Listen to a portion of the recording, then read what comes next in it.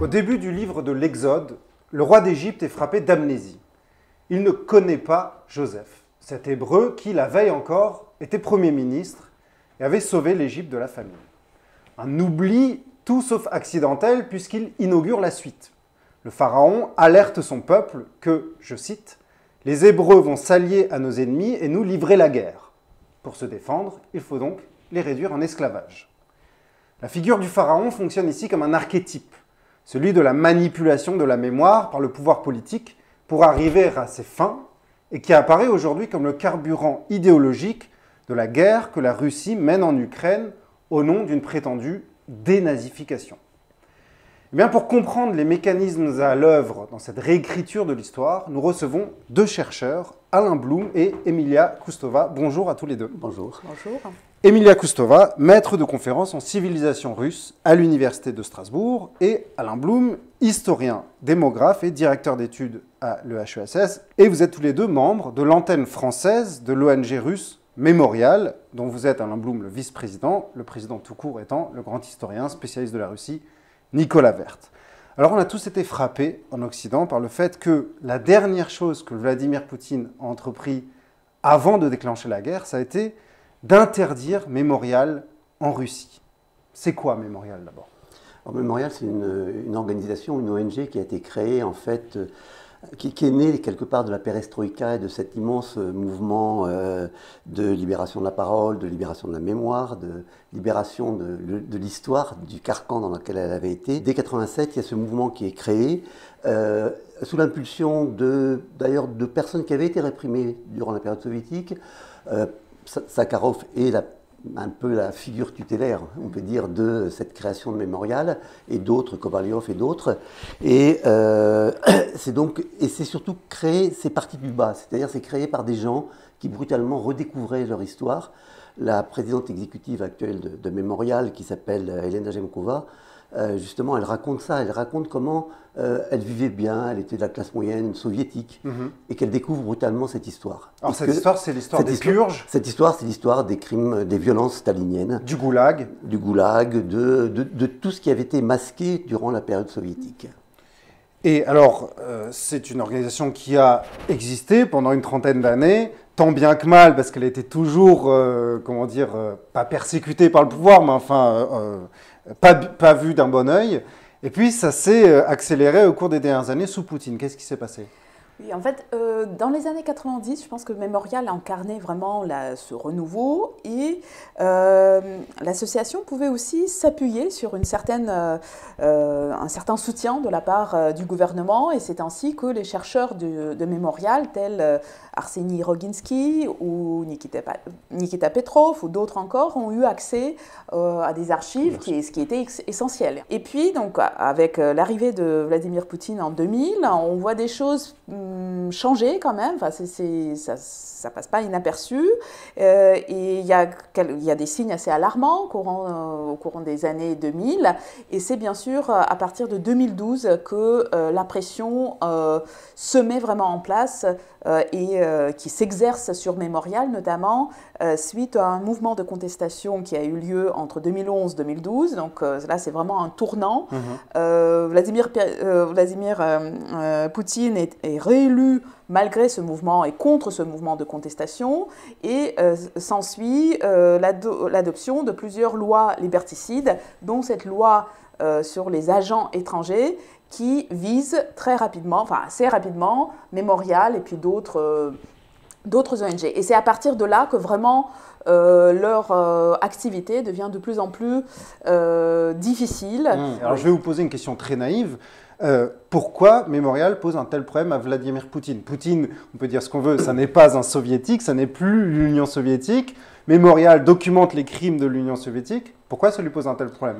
Il faut bien voir qu'effectivement, Vladimir Poutine ne nie pas les crimes staliniens. Il a même inauguré un monument, le mur du chagrin, un monument aux victimes des violences politiques. Donc il ne les nie pas, mais il veut les mettre dans l'histoire, les repousser dans l'histoire. Un premier élément, c'est que pour Mémorial, l'histoire et le contemporain sont liés. Et donc il y a un mémorial droits humains, il y a un mémorial plus historique, mais ils sont complètement articulés. C'est normal, donc, puisque la mémoire entretient le présent. Ben, voilà, c'est ça. Et or, pour Poutine, la mémoire qui doit entretenir le présent, c'est la mémoire de la grande victoire de la Seconde Guerre mondiale. Et donc, on peut parler des victimes, mais il faut vraiment les mettre, c'est dans un musée, quoi. C'est pas dans le présent. C'est comme si Mémorial, c'était une épine dans son pied, dans le pied de son fantasme d'une Russie immaculée, donc qui concède quelques crimes, mais il ne faut pas trop insister, quoi. Et il ne faut pas trop aussi parler des bourreaux. C'est-à-dire que, en fait, l'idée de Vladimir Poutine, c'est que, quelque part, le peuple russe a été victime, globalement. Or, Mémorial cherche à mettre en évidence qu'il y avait des bourreaux.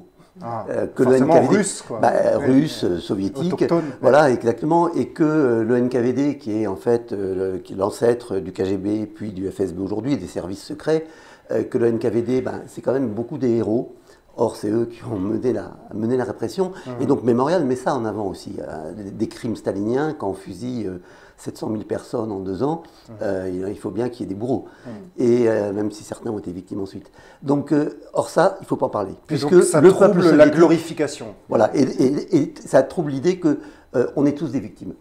Et alors, comment vous avez compris, vous deux, que l'ultime étape de tout ça, ça a été que pour déclencher la guerre contre l'Ukraine, il fallait liquider Mémorial. Moi, je pense que c'est aussi maintenant, bon, évidemment, on a maintenant un regard a posteriori. Oui. Et donc, ça prend une autre couleur, un autre sens de le voir depuis, donc on est au mois de mai, ça fait 2 mois et demi que la guerre est là.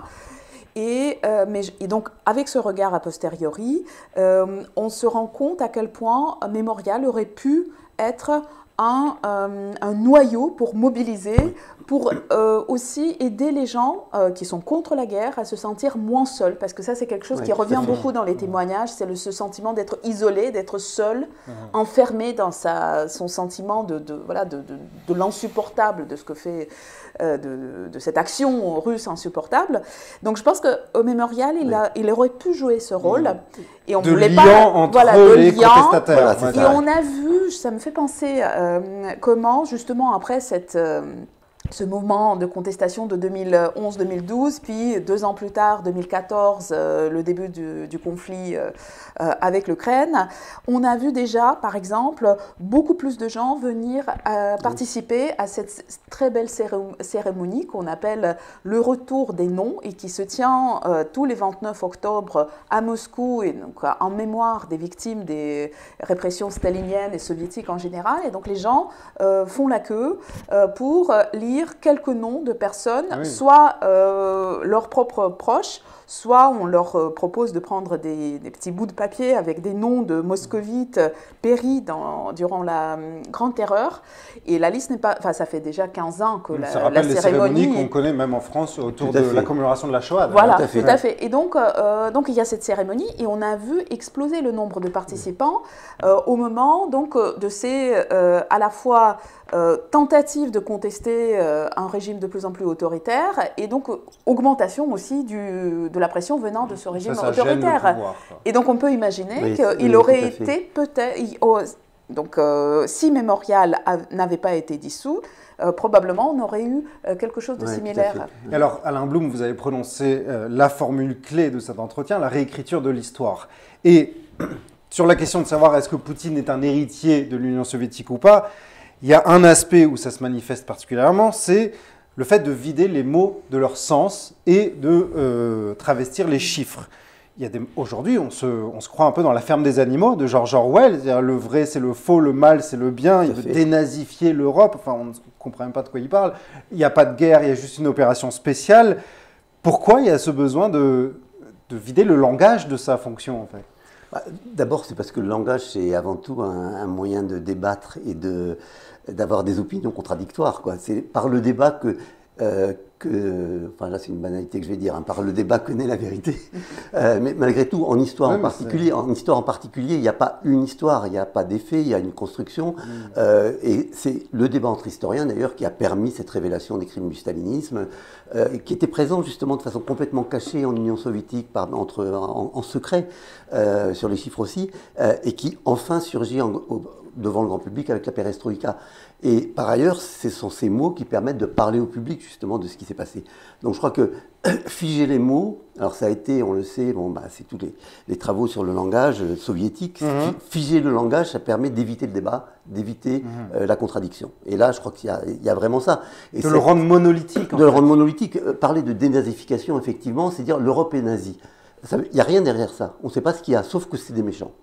Et on ne peut pas débattre. On ne peut pas dire que l'Europe est diverse. On ne peut pas dire que ça n'a pas de sens de dire l'Europe nazie. Je crois que c'est vraiment ça. Hein. Je ne sais pas ce que tu en penses, mais... Je pense qu'on pourrait même aller jusqu'à évoquer la centralité de la littérature dans la culture russe. On considère que vraiment c'est la littérature qui gouverne, enfin pas gouverne, mais s'il y a un art, un domaine de la culture qui a vraiment un impact sur la société, c'est la littérature. Et effectivement, comme vous l'avez fait remarquer, il y a cette longue tradition soviétique du travestissement des mots et de leur sens.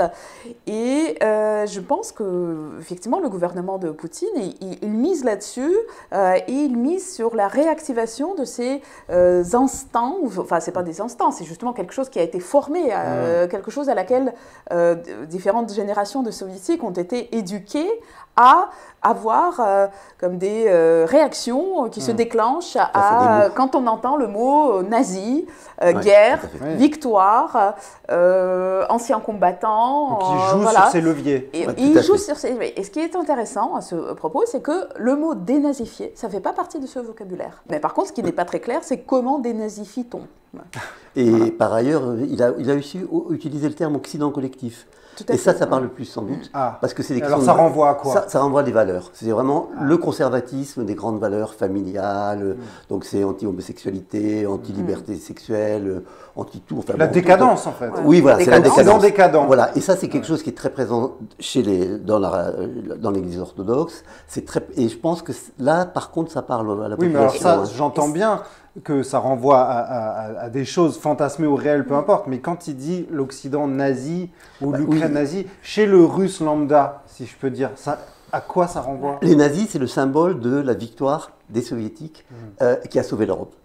Et donc, c'est pareil, parce qu'il y a l'idée on va sauver l'Europe, on va sauver l'Ukraine. Donc, c'est cette idée que ça, les nazis, on est capable de les vaincre. Avec plein de sacrifices. Donc ça reste la référence indépassable. C'est la référence indépassable, je pense. Hein, justement, puisqu'on est dans la Seconde Guerre mondiale, on ne l'appelle pas comme ça en Russie, on l'appelle la Grande Guerre patriotique, encore une fois, le langage. Et on a cette impression qu'il y a un recours permanent à cet épisode, comme si l'histoire s'était figée. On dirait que dans l'esprit de Vladimir Poutine ou dans le pouvoir russe, on est resté bloqué en 1945. On est resté bloqué en 1945, ça c'est certain. Enfin, on est revenu bloqué en 1945. La célébration de la Seconde Guerre mondiale, mais ça, Emilia Kustova le connaît mieux que moi, elle ne naît pas en 1945, elle naît plus tardivement, mais elle est très soviétique. Elle est brejnevienne. Brejnev qui a succédé à Khrouchtchev, qui a succédé à Staline. Donc on est dans les années 60. Donc 60. C'est l'année précise. 64-82. C'est 64, hein, c'est ça. Non, enfin, la reprise de la célébration, c'est 65, et Brejnev, c'est 64-82. C'est le moment où on commence à dire, en fait, il n'y a pas eu seulement 5 millions de morts russes pendant la Deuxième Guerre mondiale, il y en a eu bien plus, parce qu'avant on gommait un petit peu. Alors c'est ça qui est très paradoxal, c'est que Staline va gommer le nombre de morts, il va se limiter à 5-6 millions, en évoquant pratiquement que les morts militaires d'ailleurs. Soviétiques. Soviétiques, oui, ça c'est très important. Et Khrouchtchev va sortir un chiffre qui est 20 millions, alors qu'il connaissait, enfin on lui avait donné, on a vu que dans les rapports des démographes après la guerre, c'était très difficile parce qu'il n'y a pas eu de recensement juste après la guerre. Le premier recensement date de 1959. Mais à travers, par exemple, les listes d'électorat, etc., il était déjà arrivé à une estimation de l'ordre de 26 millions. Mais Khrouchtchev, pourquoi va dire 20 millions? Excusez-moi, parce que c'est colossal. 26 millions de soviétiques. De soviétiques, ça c'est très large. Qui sont morts sur les théâtres de soviétiques. Pendant l'opération Barbarossa. Pendant l'opération, alors d'ailleurs beaucoup en 41 effectivement. Quand je dis soviétique, c'est les soviétiques après l'occupation des territoires occidentaux suite au pacte germano-soviétique de 39, en août 39. Donc en août 39, je rappellerai que l'URSS annexe la Pologne orientale qui devient l'Ukraine occidentale, et c'est l'Ukraine occidentale d'aujourd'hui, et les États baltes, Lituanie, Lettonie, Estonie, et quelques autres petits territoires.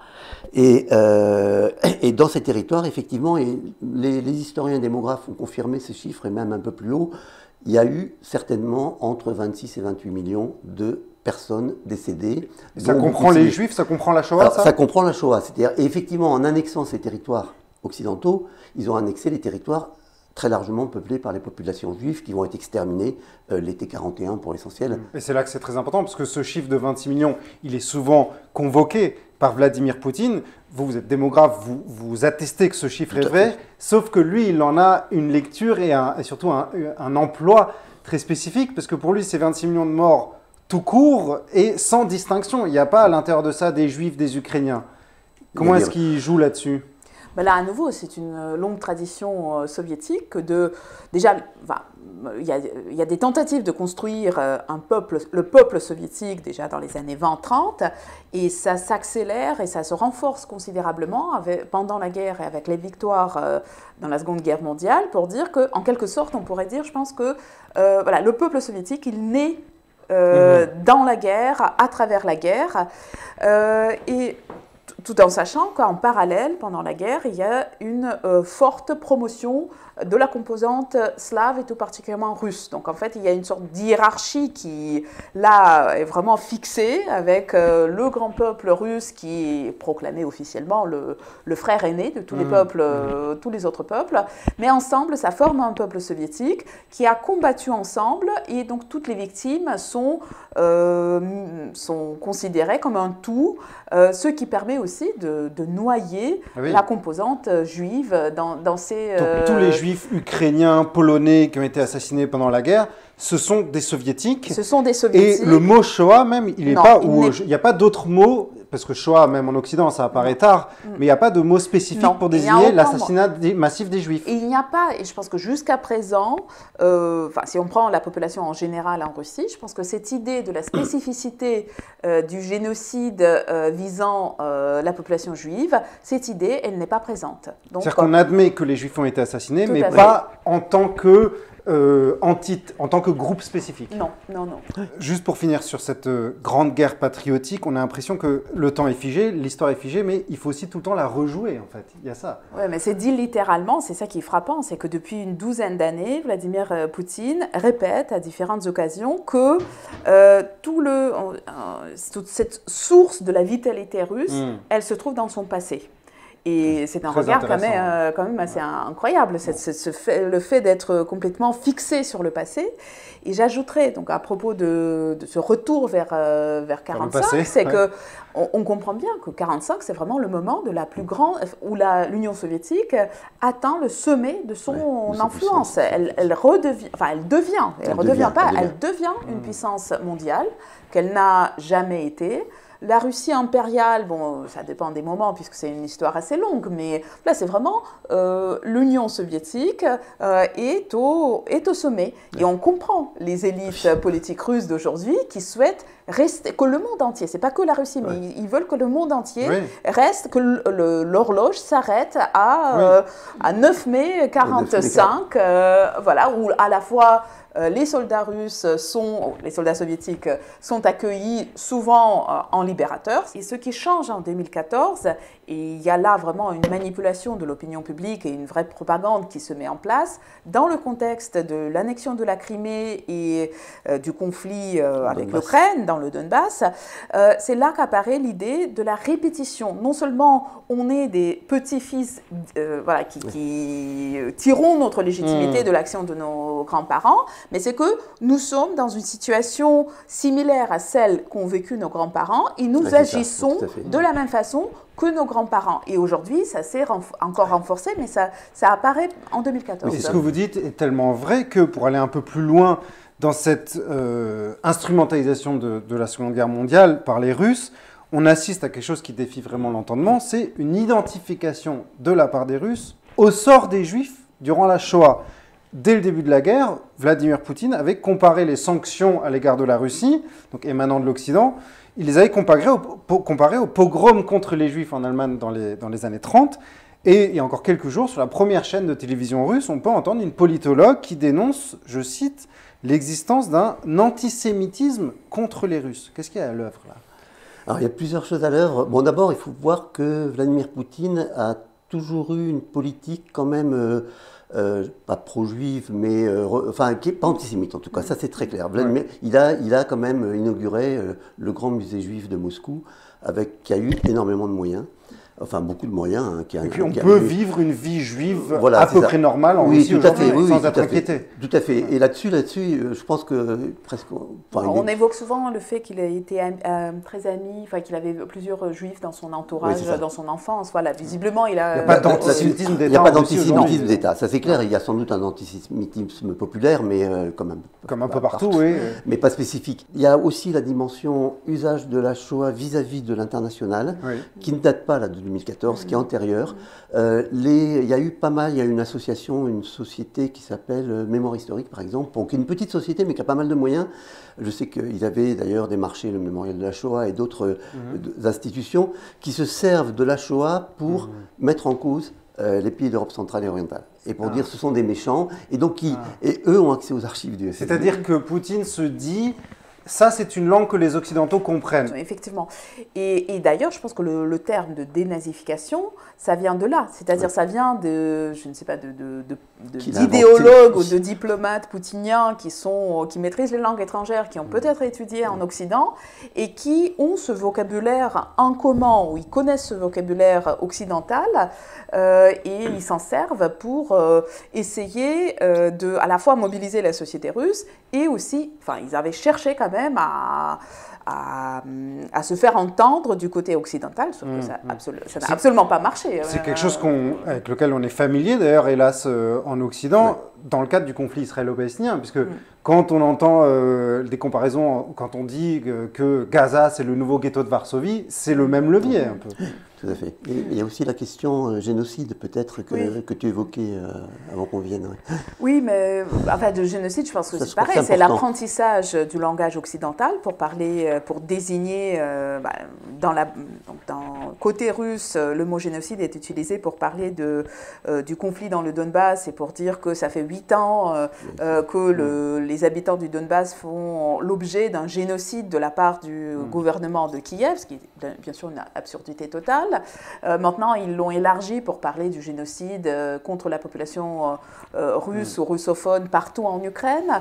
Et effectivement, là, à nouveau, on retrouve ce que vous avez évoqué tout à l'heure, c'est-à-dire ce parallèle plus ou moins explicite entre le sort du peuple juif et le sort des populations russes ou russophones un peu partout. Et je pense que ça permet aussi de contrer, entre guillemets, le débat sur le génocide en Ukraine. Le génocide qui date de l'année 1933, puisqu'il y a tout un débat sur l'Holodomor, c'est-à-dire la grande famine qui a frappé l'Ukraine et les territoires environnants, mais qui a particulièrement frappé l'Ukraine. Donc au temps de Staline. Au temps de Staline. Donc, au temps de Staline, en Ukraine, il y a eu plus de 4 millions de morts quand même de faim, ce qui est quand même aussi absolument énorme, en 32-33. Sur l'ensemble de l'URSS, on évalue ça à 6 millions. Donc l'Ukraine, qui était le grenier à blé, c'était un grenier à blé qui permettait d'exporter du blé pour avoir des devises et pour construire l'industrialisation stalinienne.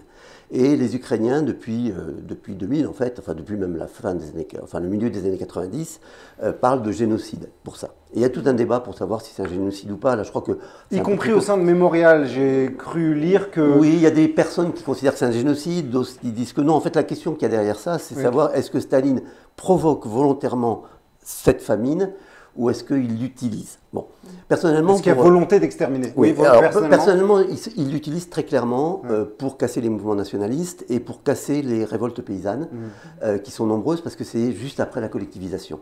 Et je ne pense pas personnellement, il n'y a pas d'éléments qui permettent de dire « Ah ben on va détruire les récoltes », je ne sais pas. Mais par contre, il est au courant dès 1932 qu'il y a des mauvaises récoltes, il impose qu'on continue à réquisitionner le blé. Ça lui convient bien. Quoi. Ça lui convient et en imposant, c'est plus que ça, en imposant effectivement qu'on continue à réquisitionner, il sait très bien que ça va être la catastrophe. Donc il n'y a pas un équivalent de Wannsee où il réunit ses officiers pour organiser l'extermination, mais il la laisse faire. Et il aurait très bien pu sauver des millions de vies s'il avait commencé à baisser les réquisitions. Ce que vous dites, pour revenir à aujourd'hui, c'est que Poutine parle de génocide pour pas parler d'un autre. Voilà, ouais, ou pour Ou mettre en miroir. mettre en miroir et pour dire bon enfin voilà, il y a des drames génocide en 1933, pour génocide. d'une certaine manière, c'est ça. On prend ce terme et donc la Shoah, ça permet de comparer avec la Shoah, ça permet d'évacuer tout ça. Je voulais, pour terminer, dépasser justement ce recours à la Shoah et nous recentrer sur ce signifiant juif qui est hypertrophié. On dirait qu'il y a un spectre juif qui plane au-dessus de cette guerre qui, a priori, n'a rien à voir avec lui. Et l'illustration la plus aboutie de ça, c'est ce qui s'est passé il y a quelques jours. On a d'abord Lavrov, le ministre des Affaires étrangères, qui dit que Zelensky est un antisémite, même s'il est juif, puisqu'on sait très bien que Hitler avait lui aussi du sang juif. On croit tomber de sa chaise. Et puis, quelques jours plus tard, quand même, on a Vladimir Poutine qui appelle au téléphone Naftali Bennett, Premier ministre de l'État d'Israël, à Yom HaAtzmaut, jour de l'indépendance, pour s'excuser de ça. Naïvement, on a l'impression que le pouvoir russe lui-même, il ne sait plus trop où il en est sur cette question. Ou est-ce que c'est, encore une fois, juste du cynisme absolu? Moi, je veux dire, pour la déclaration de Lavrov, je crois qu'elle a étonné tout le monde. Hein. Je me suis demandé à un moment si ce n'était pas une stratégie pour quelque part que Poutine ensuite, effectivement, appelle Israël. Pourquoi faire pour qu'ils redeviennent soutien, je ne sais pas, plus fort. Mais Poutine n'a pas besoin du soutien d'Israël. Oui, je sais, sans doute que si quand même. Enfin, diplomatiquement, oui. Il y a question de livraison d'armes. Oui, c'est ça. Mais donc là-dessus, voilà. Mais je pense qu'il n'avait pas besoin de cette déclaration de Lavrov, donc j'ai toujours pas compris personnellement. Qu'est-ce qu'il a besoin de parler du sang juif d'Hitler? Je me demande si Lavrov ne s'est pas retrouvé pris un peu dans l'engrenage de ce vocabulaire et de cette rhétorique complètement tordue et où tout est vidé de son sens initial, etc. Parce qu'à partir du moment où il répète en boucle que les Ukrainiens sont des nazis, donc Zelensky c'est le chef des nazis, or il y a un problème, il est quand même juif, dans ce cas-là on va dire que finalement on peut être le plus grand nazi tout en étant juif. Ils se prennent les pieds dans le tapis de leur propre mensonge. Oui, tout à fait. Oui, tout à fait. C'est sans doute ça. C'est qu'effectivement, à partir du moment où il y a ça, l'argument quand même que Zelensky est juif, effectivement, a beaucoup été utilisé de fait pour les Ukrainiens et par les Ukrainiens et par les Européens, par les observateurs européens, pour dire c'est complètement absurde. Et c'est pas que Zelensky, puisqu'il a un entourage en partie juif et que il y a eu un premier ministre juif. Oui, il y a eu un premier ministre juif et par ailleurs, ce qui est important de voir, c'est que justement c'est évident qu'il y a l'antisémitisme en Ukraine, mais c'est vrai que cette dimension juive, elle est quelque part, le peuple ukrainien se présentait comme judéo, ukraino, polonais. Et donc derrière ça, effectivement, moi je pense qu'il y a cette dimension un peu unifiée d'Ukraine, ça gêne, d'où comme vous avez dit, ils se prennent les pieds dans le tapis. Alors vous êtes historiens tous les deux, ce serait presque insultant de vous demander de faire de la futurologie, mais je profite quand même de votre expertise, de votre présence. Comment vous voyez les choses, quelle perspective sur les prochaines années? Moi, la grande crainte que j'ai, c'est qu'effectivement, je ne vois pas d'issue simple. Parce qu'ils sont allés tellement loin. Imaginons même que Poutine disparaisse. Ils sont allés tellement loin dans la propagande vis-à-vis de leur population que, imaginons qu'ils disent on arrête la guerre, on se retire. Enfin, c'est presque pas envisageable.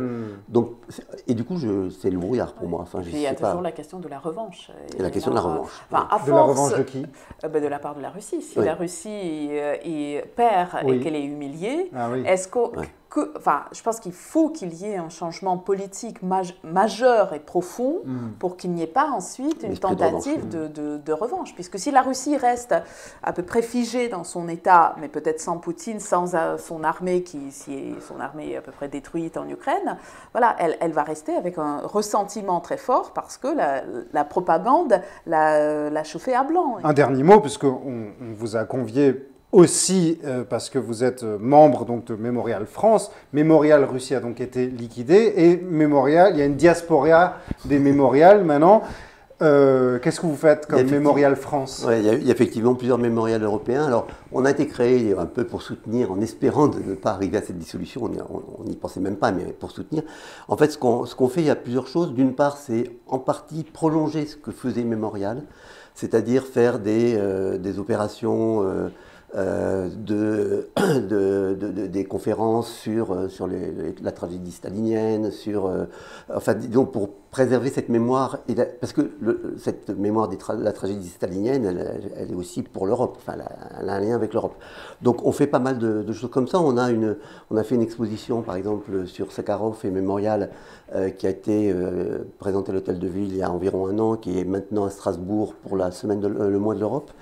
Qui est présenté à Strasbourg. Pour poursuivre, en fait, le travail de Mémorial, voilà, et pour en diaspora. Ce qu'ils peuvent moins faire, ils continuent à travailler, mais hors de leur association, à faire des choses. Donc, pour sous les radars. Voilà, sous les radars, ou je pense que les radars les ont vus, mais les laissent faire. Donc c'est vraiment pour ça, pour soutenir aussi pour les soutenir eux-mêmes et les personnes de Mémorial. On aide, ça c'est un point important, on aide les personnes de Mémorial menacées qui ont dû quitter. Qui ont dû quitter la Russie. Ce qu'on espère, c'est pouvoir, par ces activités, il y a beaucoup de gens qui donnent aussi, hein. On a pas mal de dons. Par ces activités, pouvoir soutenir financièrement une activité des personnes de Mémorial pour qu'elles poursuivent leur travail. Et pour s'informer, pour aider, voilà. Pour participer, il y a un site internet, il y a une page Facebook. Voilà. Et dans le site, on relaie beaucoup de choses, on relaie ce qu'ils font, ce qu'on fait. Donc je pense que ce travail de mémoire, on est là un peu à notre petit niveau, hein, pour le soutenir. C'est un travail qui ne concerne pas seulement la Russie, puisque les problématiques de mémoire et de politique, elles concernent tout le monde. En France, on a aussi, à une autre échelle bien sûr, ces questions-là. On l'a vu lors de la présidentielle. Donc j'invite tout le monde à se rendre sur le site internet de Mémorial France. Merci infiniment à tous les deux pour cet échange, pour ces éclairages. J'invite aussi les internautes à se rendre sur le site de nos confrères de la revue K, où la chercheuse Julia Christ a publié un article passionnant qui s'intitule « Ce que dénazification veut dire ». Merci à vous pour votre fidélité, pour votre écoute et à bientôt pour de nouvelles émissions.